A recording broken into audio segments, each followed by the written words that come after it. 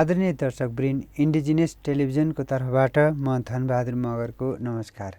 हाम्रो कृषि, हाम्रो संस्कृति, जलवायु अनुकूलनका लागि आदिवासी रैथाने खेती प्रविधि कार्यक्रम अन्तर्गत आज हामीले बौद्धिक क्षेत्रको व्यक्तित्व र बहुआयामिक व्यक्तित्व र विशेष गरी समसामयिक विषयमा गहन रूपमा विश्लेषण गर्ने विश्लेषकको रूपमा आज विश्लेषक पनि हुनुहुन्छ र उहाँलाई चाहिँ हामीले नेपालको कृषि क्षेत्रमा के भइरहेछ र कसरी हेरिरहनु भएको छ र उहाँको नेपाली कृषि क्षेत्रप्रतिको दृष्टिकोण कस्तो छ भन्ने विषयमा आज हामीले कुराकानी गर्न गइरहेका छौँ।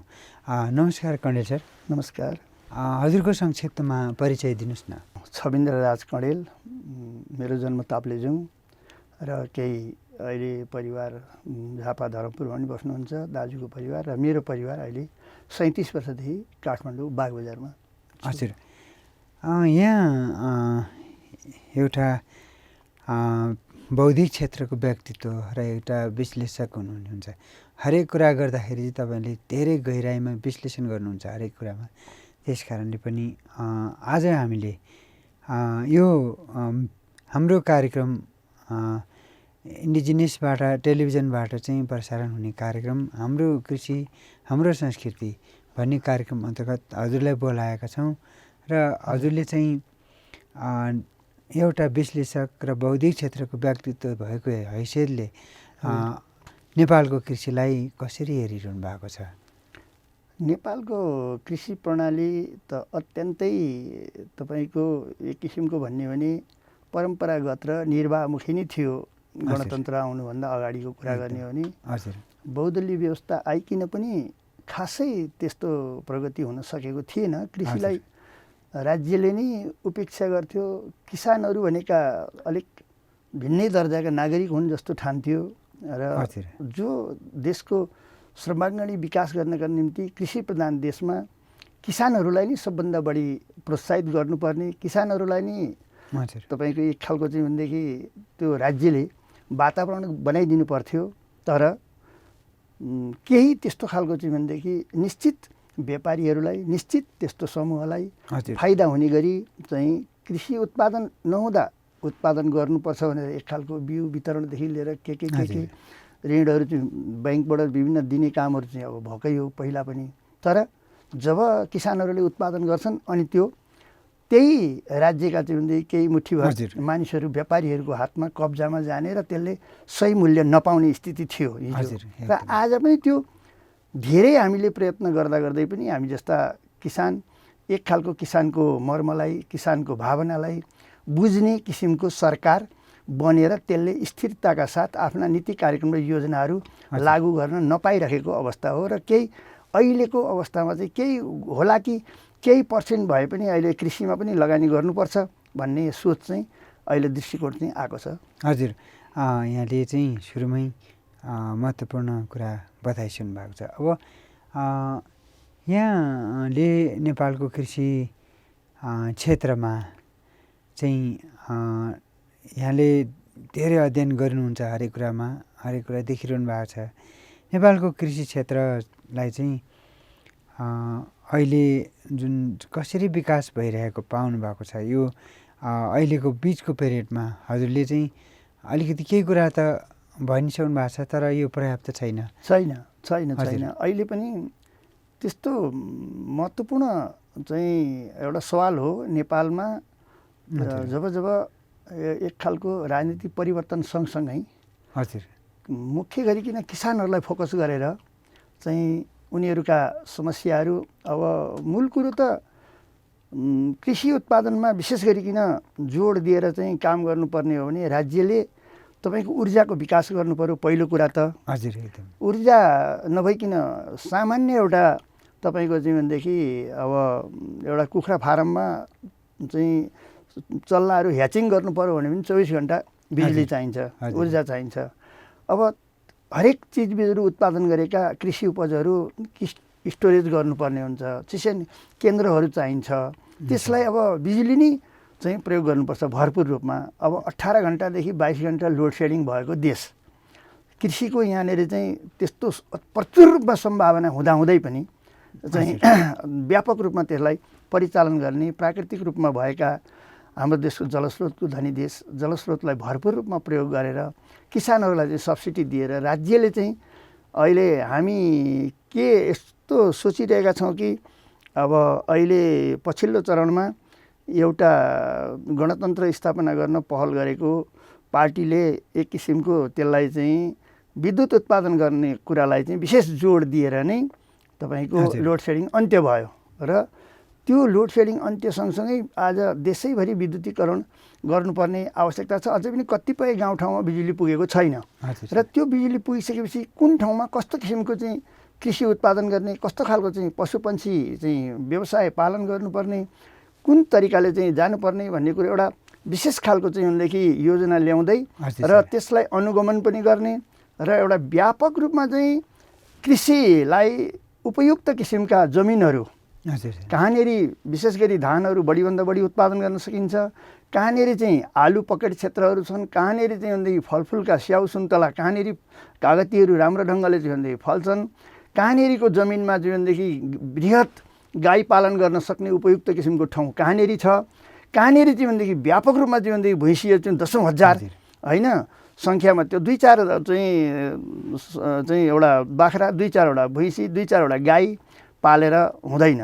कृषिमा पूर्ण रूपले आत्मनिर्भर हुनका निम्ति एउटा चक्रीय प्रणालीबाट चाहिँ व्यापक रूपमा चाहिँ भनेदेखि एउटा कम्पनी एउटा चाहिँ एग्रो टुरिज्मको रूपमा नै विकास गरेर त्यहीँनिर चाहिँ तपाईँको ठुल्ठुला चाहिँ भनेदेखि डेरी फार्महरू पनि खोल्न सकिन्छ। त्यहीँनिर गाई, त्यहीँनिर भैँसी, त्यहीँनिर चाहिँ भनेदेखि बाख्रा, त्यहीँनिर चाहिँ भनेदेखि यसरी चाहिँ ठुलो ठुलो लार्ज स्केलमा चाहिँ भनेदेखि एउटा योजनाबद्ध ढङ्गले राज्यले चाहिँ भनेदेखि त्यहाँनिर पुरै ध्यान केन्द्रित गरेर अनुगमन गरेर अब तपाईँको परम्परागत रूपमा रहेको कृषि प्रणालीलाई, निर्वाहमुखी खेती प्रणालीलाई अब चाहिँ चटक्कै त्यसमा आमूल परिवर्तन ल्याउँदै यन्त्रीकरण गर्नुपर्ने र व्यावसायिकरण गर्नुपर्ने र त्यसको बजारीकरण गर्नुपर्ने आज विश्वभरि चाहिँ आज चाहिँ यहाँबाट उत्पादन गरेका चिजहरू चाहिँ लान सकिने अब ढोकाहरू खुल्दैछन्। जस्तो हामीले हिजो एउटा कलकत्ता बन्दरगाह मात्रै प्रयोग गर्नुपर्थ्यो, छिमेकी मित्र राष्ट्र भारतले हामीलाई कतिखेर के अब चाहिँ मुड चल्छ त्यहाँको शासक वर्गको त्यो अनुसारको निर्भर हुनुपर्थ्यो, कहिले नाकाबन्दी गरिदिने, कहिले अब यो चाहिँ त्यहाँबाट हामी चाहिँ निर्यात गर्न आयात गर्न हामीलाई चाहिँ भनेदेखि अब चाहिँ आवश्यकता छैन भनेर अदुवा जस्ता तपाईँको अलैँची जस्ता नगदे बालीहरू तपाईँको चाहिँ भनेदेखि नलिदिने, नाकाबन्दी गरिदिने, त्यतापट्टि चाहिँ बन्द गरिदिने अनि उताको चाहिँ यता ल्याउने र यसरी चाहिँ यहाँका बिचौलिएहरू, यहाँका चाहिँ व्यापारीहरू चाहिँ उताको चिजबिजलाई चाहिँ भनेदेखि ल्याएर चाहिँ एकदमै सस्तो रेटमा चाहिँ भनेदेखि यहाँ दिने केही समय अनि यहाँका किसानहरू चाहिँ निरुत्साहित भइसकेपछि अनि उहाँको चाहिँ फेरि सामानहरू महँगो गरेर चाहिँ भनेदेखि बिक्री गर्ने यो एउटा परम्परा चाहिँ भनेदेखि चलिरहेको छ। यस्तो खालको चाहिँ परनिर्भर हुने र यहाँका किसानहरूलाई हतोत्साहित बनाउने र केन्द्रीय पोलिसी नीति कार्यक्रम चाहिँ त्यो योजना एउटा सरकार आउँदा एउटा किसिमको हुने, अर्को आउँदा अर्को किसिमको हुने, त्यो एउटा चाहिँ किसान मैत्री राष्ट्र मैत्री एउटा नेपाली जनतालाई चाहिँ भनेदेखि पूर्ण रूपले चाहिँ आत्मनिर्भरताको बाटोमा चाहिँ कुनै हालतमा पनि उनीहरू लानलाई अब नचाहेकै भन्छु मैले चाहिँ र त्यो नचाहनुको परिणाम नै अहिले राजनीतिक पनि स्थिरता नहुनु, एकदमै अस्थिर राजनीति हुनु, सरकार 20 वर्षमा चाहिँ भनेदेखि 25वटा प्रधानमन्त्री फेरिनु, यी सबै कारणहरू र एउटा यो के भन्छ यो यहाँको अर्थनीति पनि एक खालको नव उदारवाद भनेर जब यहाँ प्रवेश गराइयो आजभन्दा 40-45 वर्ष अगाडिदेखि नै यहाँ सुरुवात भएको छ। यहाँको सिस्टम प्रणाली नै पूर्ण रूपले परनिर्भर र यहाँको चाहिँ निर्वाहमुखी तरिका त्यसले यहाँको युवा शक्तिलाई चाहिँ भनेदेखि पूर्ण रूपले देशबाट पलायन हुने बाध्य बनाइरहेछ। अब शिक्षा एउटा जम्मा कृषि प्रधान देशमा रामपुर कलेज छ, अब कृषि कलेज आज कम्तीमा पनि 7वटा प्रदेशमा 7 ठाउँमा चाहिँ कृषि कलेज हुनु अनिवार्य छ। व्यावसायिक शिक्षा हुनुपर्ने छ, त्यो चाहिँ पूर्ण रूपले कृषि सम्बन्धीको चाहिँ यहाँ अहिले हाम्रो पढाइ के छ भने डाक्टर हुने, इन्जिनियर हुने, पाइलट हुने, कसैलाई सोधो भने के कृषि वैज्ञानिक चाहिँ नहुने एकदम होइन। कृषि वैज्ञानिक उत्पादन गर्नका निम्ति सरकारले के भूमिका खेलिरहेको छ यहाँका युवाहरूलाई। अब आउने आगामी दिनहरूमा म केही मन्त्रीज्यूहरूले भनेको सुन्छु डाक्टर र नर्स नै अब नपाउने स्थिति भयो नेपालमा हजुर। भन्ने खालको कुरोहरू म सुन्दैछु। त त्यो डाक्टर नर्सहरू उत्पादन गर्नुको साथसाथै कृषि वैज्ञानिकहरू, अनुसन्धानकर्ताहरू, बाली विशेषज्ञहरू एकदम, उत्पादनमा जोड दिनुपर्छ कि पर्दैन? अब राज्यले त्यतापट्टि ध्यान दिनुपर्छ कि पर्दैन? अब आउने पुस्ता हामीले अहिले के कति गर्न सक्यौँ राजनीतिक रूपमा, आर्थिक रूपमा, सामाजिक रूपमा, होइन, सांस्कृतिक रूपमा, हरेक हिसाबले चाहिँ हामी अब आफ्नै मौलिकतामा आधारित रहेर र हाम्रा मित्र राष्ट्रहरूसँग पनि असल किसिमको सम्बन्धहरूलाई विकास गर्दै हामी चाहिँ अगाडि बढ्नुको विकल्प छैन। अब यो कुरा राज्यमा हामीले पटक पटक चाहिँ उठाइरहेका छौँ। विभिन्न अभियानकर्ताहरूसँग पनि म आफू स्वयं पनि जोडिएको छु। जस्तो अष्टज अभियान भन्ने हामीले चाहिँ आज दशकौँ भइसक्यो यो अभियान चलाएको। गणतन्त्र नेपाल स्थापना भइसकेपछि चाहिँ त्यसले जल, जमिन, जङ्गल, जडीबुटी, जनशक्ति, जराजुई, जलवायु यसको अत्यन्तै महत्त्व छ र यी किसानहरूलाई यसको चाहिँ एक खालको चाहिँ वातावरणीय हिसाबले पनि र प्राकृतिक साधन स्रोतलाई परिचालन गर्ने कुरामा पनि हामीले चाहिँ जोड दिनुपर्छ र यसको सम्पूर्ण चाहिँ यो के हो भनेर यसको महत्त्व बुझाउनका निम्ति हाम्रो जस्तो हिमाली राज्य, हाम्रो पहाडी राज्य, मधेस यस्तो खालको चाहिँ तिनटै किसिमको चाहिँ वातावरण भएको ठाउँलाई हामीले भरपुर रूपमा प्राकृतिक चिजबिजहरूलाई प्रयोग गर्ने हो भने जडीबुटीको त्यत्तिकै चाहिँ अथाह भण्डार छ नेपालमा। तपाईँको फलफुल त्यत्तिकै विश्वभरिकै फलफुलहरू चाहिँ यहाँ उत्पादन हुन सक्ने चाहिँ वातावरण, क्लाइमेट छ। अब त्यस्तै धान बाली पनि हिमालदेखि लिएर पहाड तराईसम्म हुने धानका जातहरू कैयन राइछाने जातकादेखि अहिले धेरै तपाईँको चाहिँ लोप भएर पनि गइसकेका छन्। मैले मेरो जीवनकालमा चाहिँ प्रयोग गरिरहेका पुराना धान बालीका अहिले नाम साँच्चै भन्नु भने कतिपय त अब सुन्न पाइँदैन, यस्तो भइरहेको छ। र अहिले विदेशबाट चाहिँ भनेदेखि यहाँ आयात गरिन्छ। कतिपय चाहिँ भने त्यस्ता बिउहरू छन् यहाँ नेपालको हावापानीमा उम्रिँदैनन्, उम्रियो भने पनि तपाईँको बोट आउँछ, फल आउँदैन। मकैको घोगा नलागेको त चाहिँ अब सरले पनि सुन्नुभएको छ भने यस्तो चाहिँ परनिर्भर बनाइएको छ। अब एउटा कृषि प्रधान देशमा रासायनिक मलको, जैविक मलको चाहिँ अवधारणै ल्याइँदैन। त्यहाँनिर चाहिँ व्यापक रूपमा त्योदेखि आफ्नो देशमा आज विद्युतीमा पनि आज खेर गयो भनेको सुने मैले 500 मेगावाट अस्ति बर्खाको टाइममा। त कम्तीमा पनि एउटा कृषि चाहिँ प्रधान देशमा अब कृषि मल, रासायनिक मल चाहिँ भनेदेखि कृषि प्रयोजनको लागि उत्पादन गर्ने फ्याक्ट्री किन नबनाउने? यो कसले रोकिरहेको छ?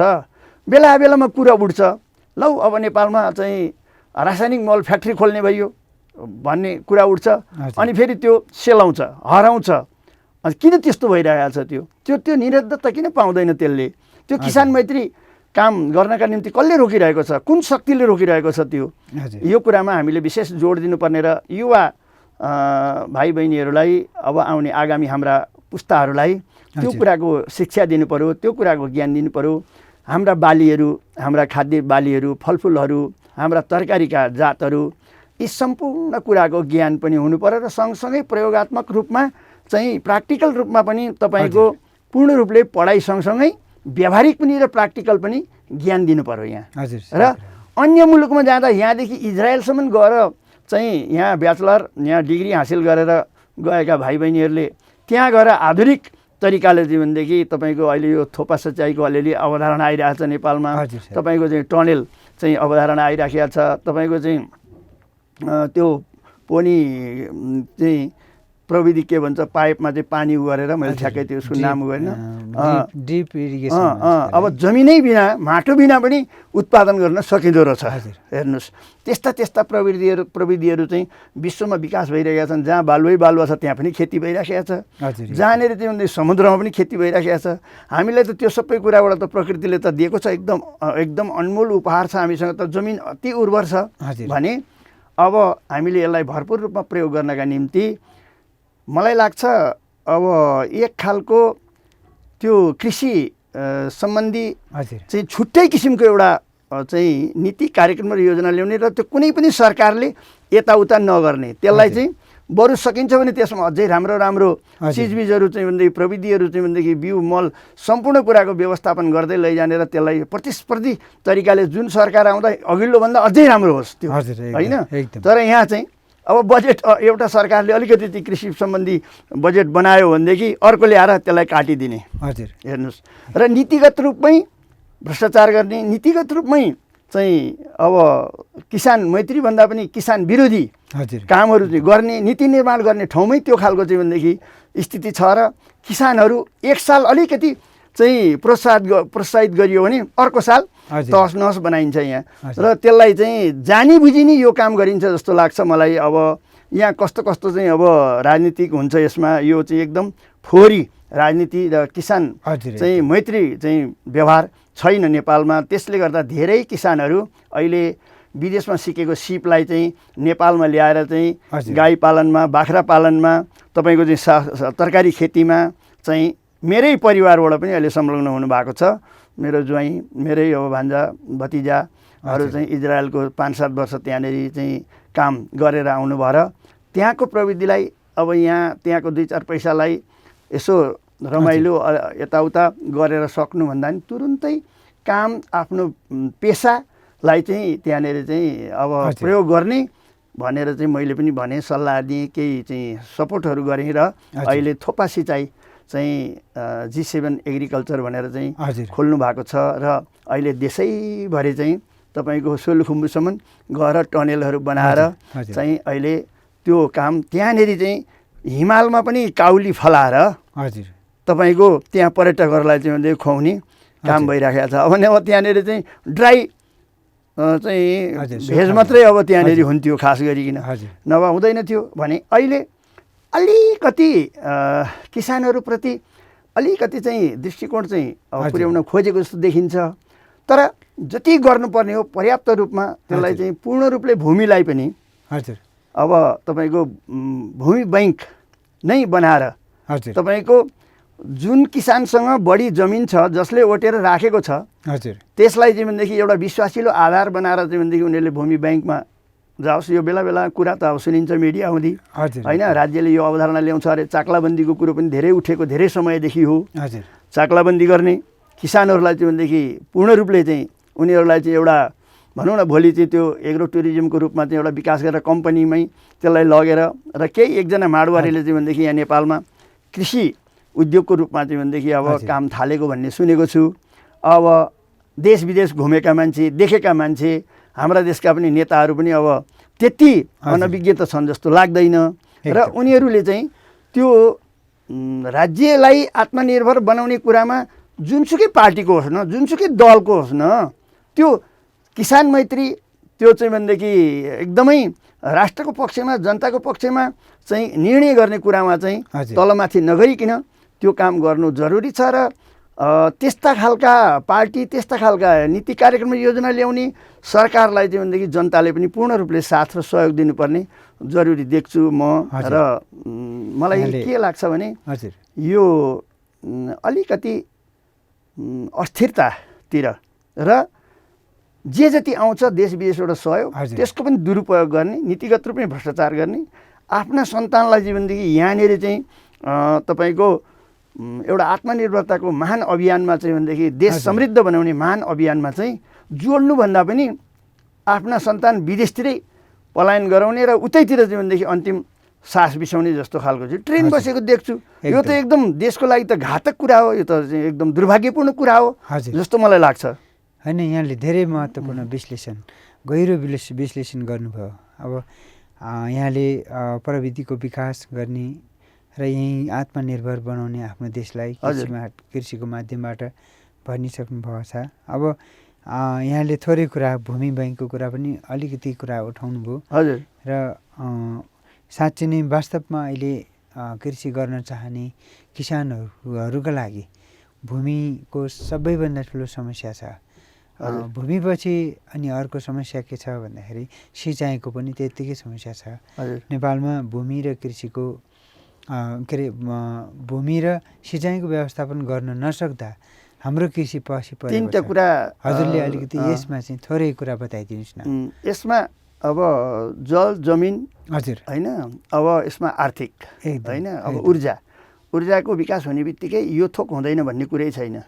हामी त्यसमा हामीले सुरुवात गरिसकेका छौँ 7-8 वर्ष अगाडिदेखि चाहिँ तपाईँको तत्कालीन अवस्थामा चाहिँ प्रधानमन्त्री प्रचण्ड चाहिँ भएका अवस्थामा चाहिँ एक खालको लोड सेडिङ अन्त्य गर्दै तपाईँको एउटा आर्थिक समृद्धिको लागि पहिलो ढोका भनेको ऊर्जाको विकास नै हो। र दोस्रो कुरा ऊर्जा हुनासाथ सिँचाइको पनि भूमिगतदेखि लिएर तपाईँको चाहिँ भनेदेखि खोला खोल्साका पनि माथि माथि पहाडसम्म चाहिँ भनेदेखि ऊर्जा भइसकेपछि पानी तानेर पनि डाँडा पाखा चाहिँ हरियाली बनाउन सक्ने स्थिति चाहिँ अब नेपालमा बन्दैछ। र यसलाई विदेश निर्यात गर्नु, यो एउटा ऊर्जा भनेको पनि कच्चा पदार्थ हो, यसलाई बढी चाहिँ विदेश निर्यात गर्न हतार गर्नुभन्दा पनि हामीले नि यसलाई भरपूर रूपमा उपयोग गर्ने कुरामा चाहिँ जोड दिनुपर्छ भन्ने मलाई लाग्छ होइन। अब एउटा हिसाबले अब खोलोनालो पानी नि बेच्नुभन्दा त ऊर्जा बेच्नु फाइदा हो, त्यो राम्रो कुरा हो। तर अझै त्यो चाहिँ ऊर्जालाई चाहिँ भरपूर रूपमा यहाँ जस्तो तपाईँको 12 वर्ष 15 वर्ष लगाएर बाटाघाटा खनेर तपाईँको चाहिँ भिर पाखा चाहिँ सबै त्यो चाहिँ एक खालको डोजर लगाएर हल्ला खल्ला त्यो चाहिँ एउटा जमिनलाई चाहिँ कम्पायमान बनाएर विस्फोट गराएर चाहिँ बाटो बनाउनु भन्दा पनि अब जे जति बन्यो अब हाम्रो जस्तो एउटा हिमाली राज्यमा भूकम्पले त्यत्तिकै थिलथिलो बनाउँछ बेला बेलै भने अब त्यो विस्फोटक पदार्थहरूले पनि त्यत्रो वातावरणीय हिसाबले पनि निकै चाहिँ त्यसले हलचल ल्याउँदो रहेछ एकदम। र यसलाई यत्तिकै माकुराको जालो जस्तो चाहिँ तपाईँको हिमाल पहाड तराई चाहिँ एउटा केबुल कारको चाहिँ अवधारणा ल्याएर व्यापक रूपमा चाहिँ भनेदेखि त्यसको चाहिँ परिचालन गर्ने हो भने एकातिर ऊर्जाको पनि खपत हुने, अर्कातिर तपाईँको चाहिँ पर्यटकहरू पनि त्यतिकै चाहिँ यहाँ आउने र एकदम छोटो 2 घन्टाको बिचमा तपाईँको पोखरादेखि उहाँ मुक्तिनाथसम्म अहिले संसारकै लामो चाहिँ केबुल कार चाहिँ अहिले बन्दैछ नेपालमा हेर्नुहोस्। र यत्तिकै यो हिम श्रृङ्खलाहरू चाहिँ हेर्नका निम्ति पर्यटकहरू विश्वबाट चाहिँ आकर्षित छन्। त्यस्तै हाम्रो चाहिँ प्राकृतिक वन जङ्गलदेखि लिएर चाहिँ सारा चाहिँ यहाँका जीवजन्तुहरूदेखि लिएर चाहिँ सबै कुरा चाहिँ एकदम वातावरण मैत्री छ र एकदम आकर्षक छ। तर यहाँ एउटा सिस्टम, एउटा स्थिर सरकार यस्तो खालको चाहिँ बनाउने चाहिँ एउटा अवधारणा। अब मलाई चाहिँ यस्तो लाग्दैछ कि यो यो यो चुनावी प्रणाली सिस्टम पनि अलिकति चाहिँ गलत रहेछ। हुन त हामी सङ्घीय लोकतान्त्रिक गणतन्त्रमा आएको नि आज 15-20 वर्ष भयो। त्योभन्दा अगाडि राजासहितको बहुदलीय व्यवस्था हामीले भोग्यौँ। धेरै परिवर्तनका निम्ति धेरै तपाईँको चाहिँ हामीले लड्यौँ होइन। अब देश परिवर्तनका निम्ति सिस्टमकै डेभलप गर्नुपर्छ भनेर हामीले बुझेको थियो र त्यो गरिसकेपछि राजनीतिक स्वतन्त्रता भइसकेपछि आर्थिक पनि समृद्धि अगाडि बढ्छ भन्ने हाम्रो बुझाइ थियो। तर अहिले राजनीतिक परिवर्तन त भयो, तर व्यापक रूपमा जीवन अर्थतन्त्रको जीवन विकास गर्ने कुरामा चाहिँ हामी परनिर्भर नै छौँ। एउटा राजनीतिक भाषा भन्ने हो भने दलाल नोकरसाही पुँजीवादी व्यवस्था हावी भएको छ होइन। त्यसमा चाहिँ भनेदेखि अब पूर्ण माफियाकरण भएको छ, हर क्षेत्रमा माफियाकरण बिचौलियाकरण भएको छ र किसानहरू अब एउटा आत्मनिर्भर हुनका निम्ति उत्साहित भएर काम गर्ने किसिमको एउटा वातावरण नै पनि अझै क्रिएट हुन सकेको छैन। र एकदम जबरजस्त ढङ्गले केही किसानहरूले चाहिँ भनेदेखि अब 2-4 करोड लगानी गरेर व्यक्तिगत रूपमा पहल गरेर तपाईँको गाई फार्म, बाख्रा फार्म, तपाईँको अस्ट्रेलियादेखि लिएर तपाईँको दक्षिण अफ्रिकादेखि लिएर तपाईँको त्यो बोयर बाख्रा जातका उन्नत जातका गाईहरूदेखि लिएर अहिले भर्खरै पनि अस्ति एक किसिमको अब के भन्ने विडम्बनै भन्नुपर्छ, अब मुर्रा जातको भैँसीको ब्रिड अब हरियाणा पन्जाबबाट चाहिँ भनेदेखि अब त्यहाँको भारतको अब अलिकति विकसित कहाँ कुन क्षेत्रमा के कुराको विकास गरिएको छ त्यो अनुसारको त्यहाँ राँगा चाहिँ भनेदेखि ब्रिडको लागि यहाँ ल्याउँदाखेरि अब त्यो चाहिँ भनेदेखि एउटा हाँसी मजाकको कुरो बनाइयो, यहाँ चाहिँ यस्तो उडाइयो। हेर्नुहोस् त्यो के गलत थियो र होइन। एउटा सरकारले निर्णय गरेको थियो, अर्को सरकारका प्रधानमन्त्री प्रचण्ड जाँदाखेरि भैँसी ल्याउँदा भैँसीमाथि चाहिँ प्रचण्डलाई राखेर यसरी भनेर चाहिँ टुल बनाएर चाहिँ प्रचार गर्नेहरू पनि यहाँ देखिए भेटिए भने त्यो खिचटिउरी र मजाकको कुरा थिएन। संसारभरिबाट राम्रा राम्रा चिजबिजहरू हाम्रो देशमा पनि चाहे फलफुलका हुन्, चाहे तपाईँको चाहिँ अन्य चाहिँ तरकारीहरूका बालीहरू हुन्, चाहे चाहिँ तपाईँको चाहिँ धानका हुन्, चाहे चाहिँ जुनसुकै अब जस्तो कपासको पनि राम्रो चाहिँ कपास खेती गर्ने राम्रो ब्रिडको चाहिँ यहाँ उत्पादन गर्ने हो भने अहिले भर्खरै अब म सुन्दैछु सरकारको निर्णयले अब हेटौँडा कपडा उद्योग चाहिँ खुल्दैछ, सेनालाई त्यो दिइँदैछ भनेर भनिएको छ। र त्यो आत्मनिर्भर एकचोटि 60% चाहिँ भनेदेखि कपडा हेटौँडा कपडा उद्योग र एउटा नाम चलेको यो कुन कपडा भन्दा हेटौँडा हजुर भन्ने बित्तिकै सबै आकर्षित हुने किसिमको चाहिँ एउटा कपडा उद्योग स्थापित भइसकेको थियो। तर बौद्धले व्यवस्था आउने बित्तिकै सबभन्दा बदनाम बनाउने काम नै निजीकरणका उद्धारीकरणका नाममा सबै कौडीमा बिक्री गरेर चाहिँ विदेशी चाहिँ एजेन्टहरू नेपाली नागरिकता चाहिँ बोकेका, तर उनीहरूको तन मन धन चाहिँ सम्पूर्ण कुरा चाहिँ विदेशी भएको। र अहिले हेर्नुहोस् न, अब तपाईँको चाहिँ विद्युत चाहिँ मैले सुन्नमा आएको कुरा, हजुर यहाँले चाहिँ यहाँ एउटा समाजसेवी पनि हुनुहुन्छ, हजुर साथसाथै चाहिँ एकजना हाम्रो स्थानीय किसान गणेश अवाले हजुर भन्ने किसान हुनुहुँदो रहेछ पहिला। हजुर उहाँको जमिन हजुर चाहिँ हडपेर चाहिँ दोस्रो व्यक्तिले तेस्रो व्यक्तिले चलाइरहेको छ, उहाँलाई चाहिँ सुकुम्बासी बनाएको छ। हजुर त्यो अवस्था छ भन्ने मैले पनि पत्र पत्रिका पढिरहेको र सुन्नुमा आएको। र अनि त्यसको चाहिँ जुन मुद्दा चाहिँ अदालतमा चलिरहेको छ अहिलेसम्म पनि। हजुर यो चाहिँ वर्षौँको कुरा भयो, वर्षौँको कुरा रह्यो। यो मुद्दामा चाहिँ यहाँले चाहिँ जुन वारेसनामा बोक्नु भएको छ, हजुर अलिकति यो उहाँ कुन चाहिँ त्यस्तो किसान, पीडित किसान अथवा व्यक्तित्व हुनुहुन्छ, थोरै उहाँको संक्षिप्तमा परिचय दिइदिनुहोस् न। सरले जे बुझ्नुभयो त्यो यथार्थमा सही कुरा हो। हजुर किसानहरूलाई विस्थापित गर्ने एउटा अभियान नै जस्तो चलाइएको छ। एउटा हजुर जमिनलाई टुक्रा टुक्रा खण्डीकरण गरेर अब भिटामा चाहिँ यो एक खालको अब ट्रेन्ड नै भयो। हजुर र भिटामा लैजाने र खेतयोग्य जमिनहरू मास्दै लैजाने र भिटामा धेरै अर्थ चाहिँ भनेदेखि कलेक्सन गर्न पाउने हुनाले अब यस्ता षड्यन्त्रकारी जाली झेलीहरूले किसानहरूलाई अनेकौँ प्रलोभनमा पारेर चाहिँ खेतीयोग्य जमिन, उहाँले तरकारी खेती लगाइरहेको गणेश लालावाले भनेको यो मिन भवन कलेजको चाहिँ 35-37 वर्षसम्म त्यहाँको कार्यालय सहयोगी भएर काम गर्नुभएको। हजुर सर। र उहाँ त्यहाँ रिटायर भइसकेपछि बुढेसकालमा अब त्यही चाहिँ आफ्नो खेतीबाली स्याहारेर बस्ने किसानलाई त्यहीँनेरि पढ्ने, त्यहीँनेरि डेरा गरेर बस्ने। उहाँका 3टा घर, त्यो 4.5 रोपनी जग्गा उहाँको पुर्ख्यौली। उहाँ एउटा आदिवासी न्यावर जाति, एउटा सोझो इमान्दार मान्छे होइन, दीर्घ सेवा पदक समेत पाइसकेको।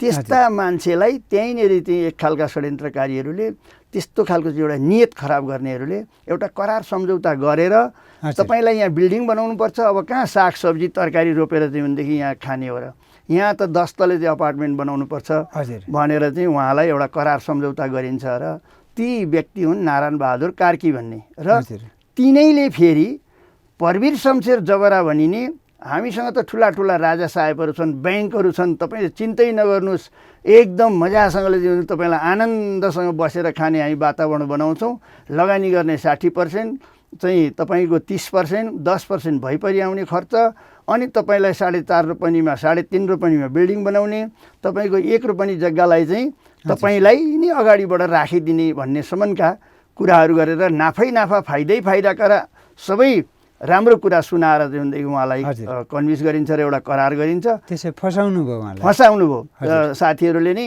यहीँका अरूले होइन, फेरि यहीँ चाहिँ दरबार निकटकै मान्छेहरू चाहिँ लागेर त्यो एउटा किसानको चाहिँ जमिन हात पारिन्छ र अनि कोही साथी भनेर त्यहीँनेरि पसेर चाहिँ सिद्ध्याए, कोही त्यहीँको विद्यार्थी हुँ म भनेर चाहिँ सिद्ध्याए। र यसरी अहिले 3 तह चाहिँ 61 सालको एउटा करार छ।